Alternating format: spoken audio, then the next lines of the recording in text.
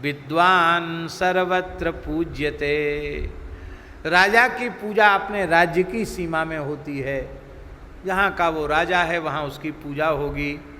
और विद्वान सर्वत्र पूज्यते, विद्वान की पूजा सब जगह होती है। एक महात्मा हैं हमारे बड़े प्रेमी, अब बहुत समय से उनका दर्शन नहीं हुआ।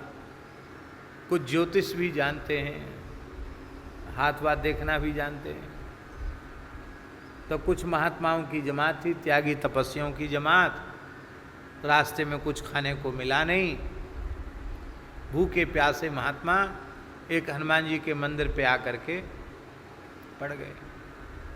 अब चले थे पैदल तो भूख बहुत जोर की लगी, और वहाँ बगल में एक विद्यालय था, स्कूल था।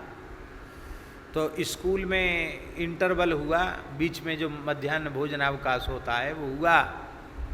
तो उसके समय बच्चे आए, तो महात्माओं ने पूछा कि भाई यहाँ कोई, इतना गांव है पास में, कोई ऐसी व्यवस्था नहीं कि महात्मा लोग भूखे हैं कुछ भोजन मिल जाए। वो महाराज ऐसे लोगों का गांव था जिनकी महात्माओं में रंच मात्र श्रद्धा नहीं थी। वो तो समझते ऐसे ही फोकटिया हैं, ऐसी मारे मारे इधर से उधर डोलते, महात्माओं में श्रद्धा ही नहीं थी। तो वहाँ किसी ने कहा बाबा जी चाहे यहाँ भूखे प्यासे मर जाओ, यहाँ कोई पानी की भी पूछने वाला नहीं है। स्कूल के किसी कर्मचारी ने कहा बाबा यहाँ कुछ नहीं, ये तो गांव घोर नास्तिकों का गांव है। अब महाराज गर्मी, कहाँ जाएं, भूख के मारे व्याकुल। तो बोले अब क्या हो भैया? बोले कुछ चमत्कार दिखाना पड़ेगा। चमत्कार को नमस्कार होता है। पूज्य पहाड़ी बाबा महाराज कहते थे, पुरानी कहावत है, दुनिया पुजाओ मक्कर से, रोटी खाओ घी शक्कर से। कुछ ना कुछ करना पड़ेगा मक्कर।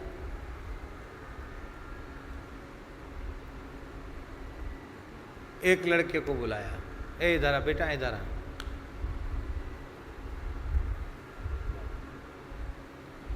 इतने साल पहले तुम बीमार पड़े थे, एक घटना तुम्हारे साथ घटी? हाँ बाबा जी घटी तो सही। तुम इतने भाई हो? बोले हाँ। तुम्हारी इतनी बहन है? हाँ। तुम्हारे पिताजी ऐसे? कुछ ज्योतिष में कुछ बातें तो सही होती ही हैं, कुछ गोल मटोल होती हैं, वो सब में लागू हो जाती हैं। आप बहुत अच्छे आदमी हैं, बुरा आदमी भी अपने को बुरा थोड़ी समझता है। आप बहुत भले आदमी हैं, आप लोगों पर विश्वास करते हैं और आपके साथ विश्वासघात हो जाता है। ऐसा तो प्राय सबके साथ होता है। आपके पास पैसा आता तो है पर टिकता नहीं है। अरे भैया टिकता किसके पास है? खर्च होने के लिए आता है।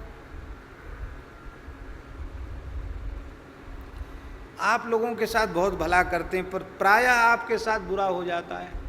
ऐसी भावना प्राय सबकी रहती है।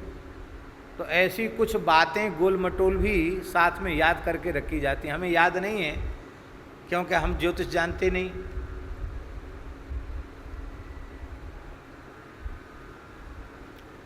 बाकी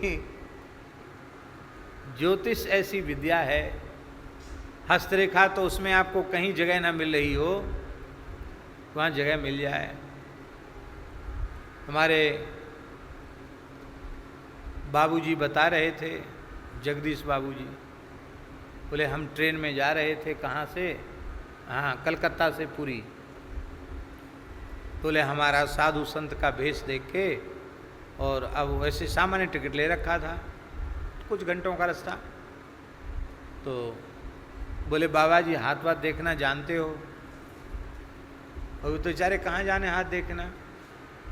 तो बाबूजी तो चतुर तो है ही हैं, आखिर तो एक मारवाड़ी वैश्य हैं और वयोवृद्ध वही हैं। उन्होंने कहा हाथ मुंह का दिखाते हो, हमको बैठने की जगह है नहीं।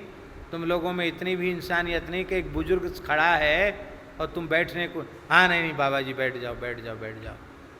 फिर बोले महाराज हाथ देखना पड़ेगा, तो इधर उधर की बात करते रहे, बैठने की जगह मिल गई।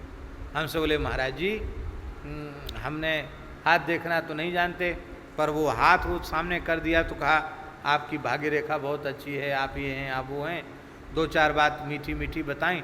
अरे बाबा जी आप तो बिल्कुल सही बोल रहे हो, यही बात ठीक है।